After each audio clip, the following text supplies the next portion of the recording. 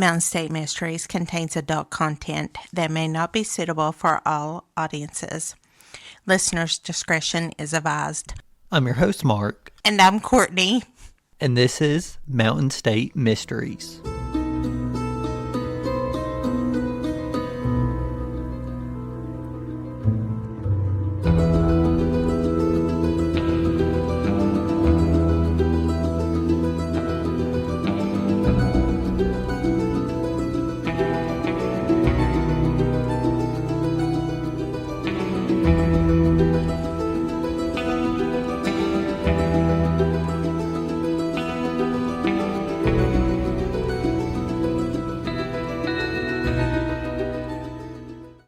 Today, we want to tell you about the second oldest case we've covered. A case that claimed the lives of 4 family members. A case that after 114 years, people are still searching for answers of the Hood family massacre.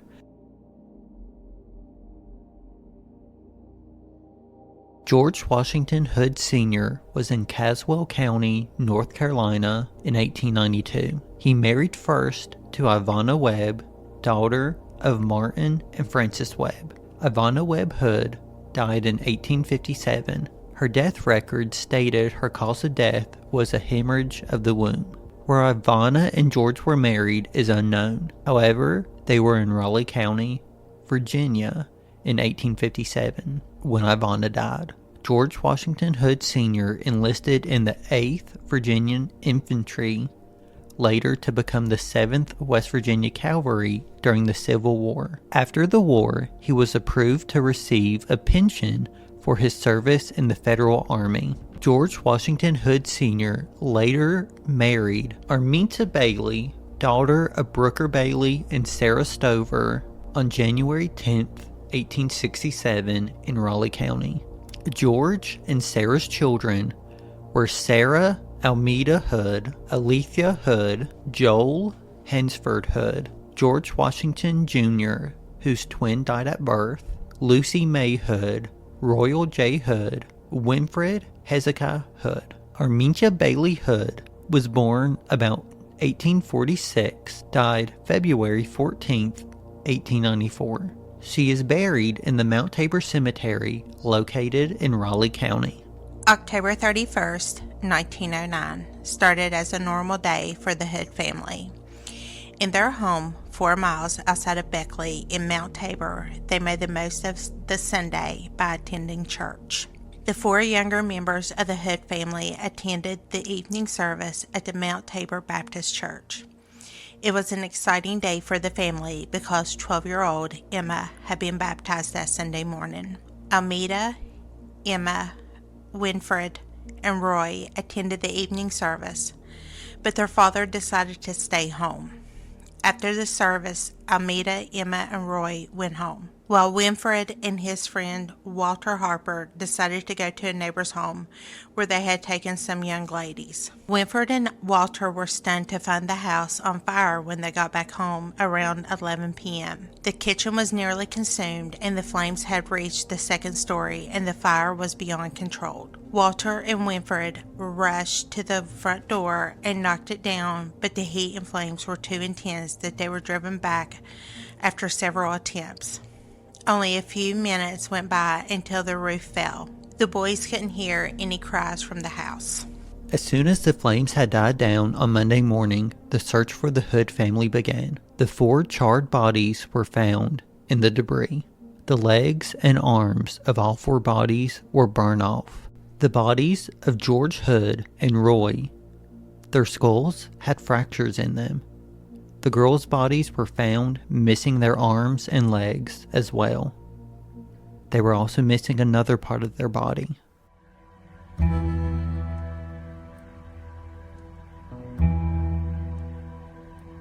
You're listening to Mountain State Mysteries.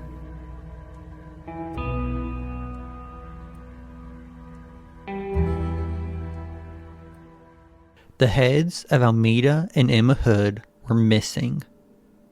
Officials began to wonder why the flames burned hot enough to destroy the heads of the girls, but not the men. They also wondered about the fractures in the men's head.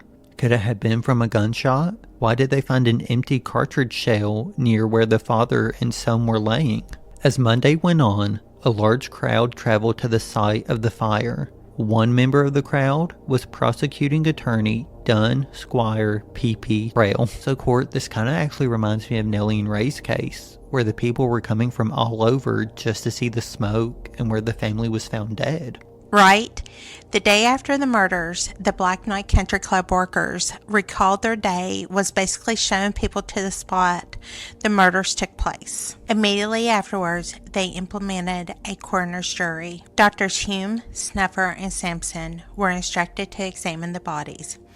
Each doctor confirmed that all of the bodies were in such bad shape that it was impossible to determine whether the death was the result of the suffocation from the fire or in the Hood family had been murdered the night before.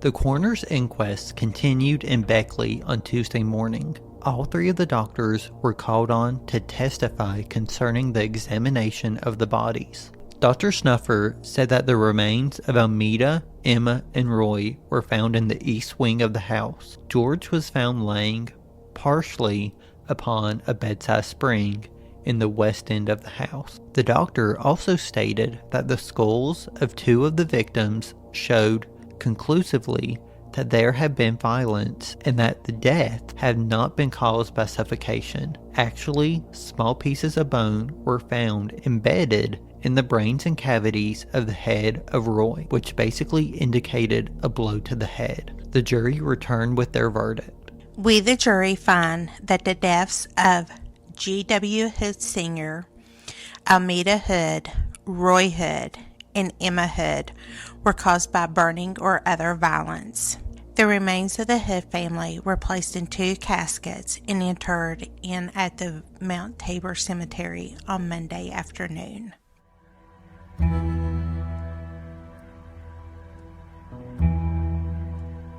You're listening to Mountain State Mysteries.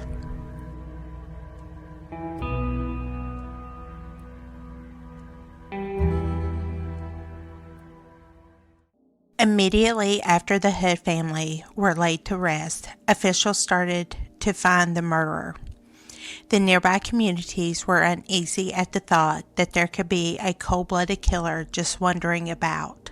The person suspicion fell on was Mike Farrell, who had been interested in Almeda. The Sunday of the fire, Farrell had gone to the Hood family to visit her. However, he had been drinking and his actions were found to be offensive by her father. George had told Mike to leave. Farrell left but remarked that he would return later that night to escort Almeda to church. He didn't show, so the girls went alone.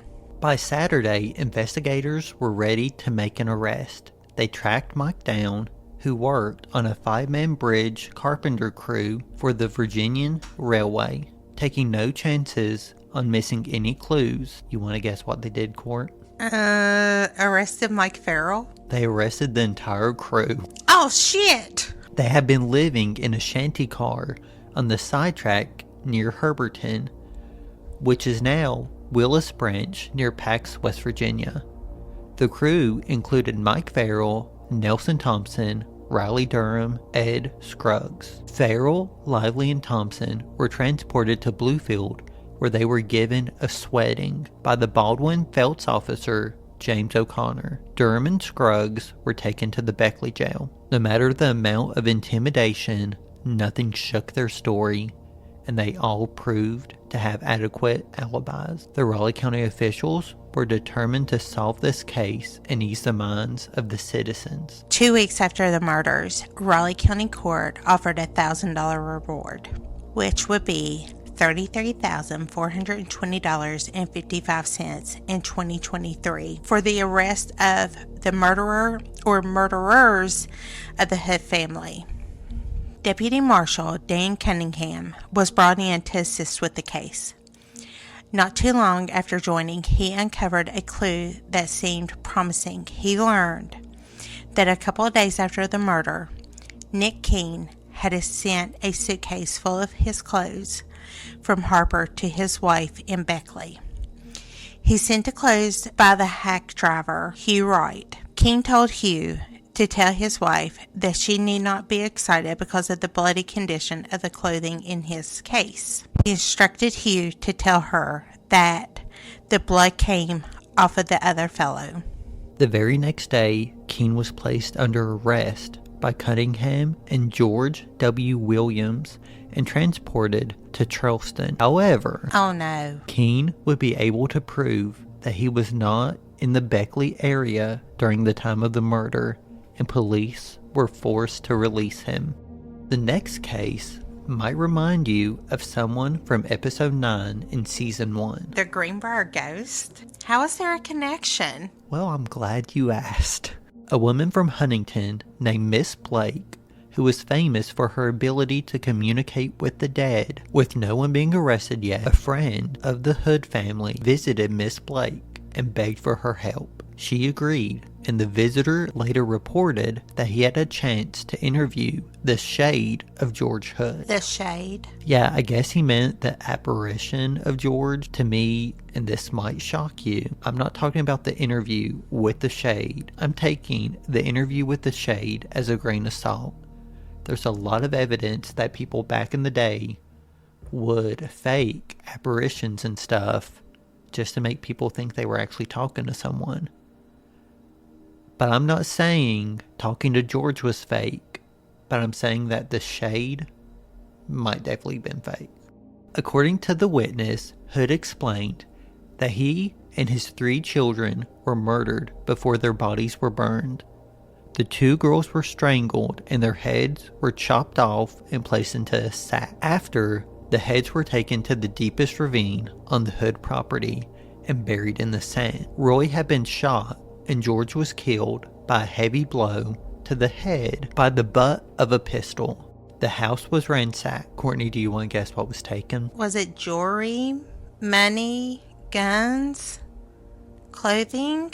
I don't know. Just $40. What the hell? Right? The ghost of George maintained that the crime was planned by a white man but carried out by 3 African Americans in masks. Officials denied any faith in the communications of Miss Blake.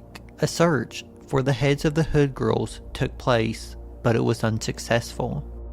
In April of 1910, West Virginia Governor William E. Glasscock offered a $500 reward, which would be around $16,710.27 in 2023 for any clues in the Hood case, but no one came forward. Today, the only thing left with this case is a white marble pillar with the names of the Hood family and the words, "Gone but not forgotten." If you have any information on the case of the Hood family, email us at mountainstatemysteries304@gmail.com. Courtney, do you have any final thoughts on this case? Oddly, this is one of the cases to where it's not as fumbled up as what a majority of our other cases have been. Mm-hmm. Right. I mean, even back in the day, I'm sure it wouldn't have taken a genius to figure out that somebody's head was severed off before the bodies were burned. I feel whoever done this was a sick individual. And in reality, with everything that we know about this case, they just seem like really good people who none of this really deserved to happen to them. And you know, when you think about now compared to back then, I'm sure now we would have more information and, you know, be able to see if there was any fingerprints on the bodies or anything of that nature. I mean, I don't know. It's sad. Actually, fingerprints, if like something is burned, it actually kind of like melts or like burns into the item to where like you get like a better fingerprint or like something like that. So Mark, do you have any final thoughts on this case? So I know that we both learned about this case at the same time, we actually learned about it from our friend Scott Worley from Haunted Beckley. And like you, it kind of just blows my mind how like they really couldn't, they thought the heads were burned off. And to me, maybe they were on the property somewhere. Maybe they were buried somewhere else. I'm not sure. But definitely, I feel like if DNA was around then, something could have been found. They could have figured out who did it. I know I kind of discredited Miss Blake. Not saying she was fake. But I do believe because this was years after the Greenbrier ghost case, I want to know why they didn't believe her or the visitor to her. Because, I mean, they believe Zona's mom. So it also makes you wonder, too, how much was this case? Was it in the press? Oh, yeah. You know? It was definitely in the press because a lot of this came from whatever the newspaper was back then. The Register, Herald, Raleigh Register, whichever it was at the time. A lot of this information came from there. So, I mean, it kind of makes you wonder, like, could she have just seen it in the newspaper and then went from there? Yeah. You know? And I can say we visited the graveyard twice. The first time, completely fine, nothing weird. The second time was definitely creepy. We actually went to both parts of the cemetery, which the other part closest to the church, very sketchy to get into, won't even lie. It's sketchy. But you can actually see pictures of their grave on our social media and on our blog. Next time on Mountain State Mysteries, we're going to tell you the story of Juliet Buffington Enslow.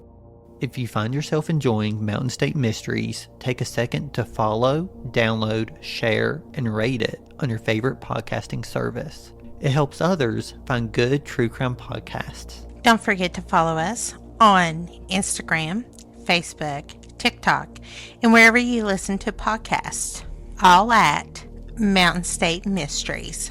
For the show notes, check out our website, mountainstatemysteriespodcast.com.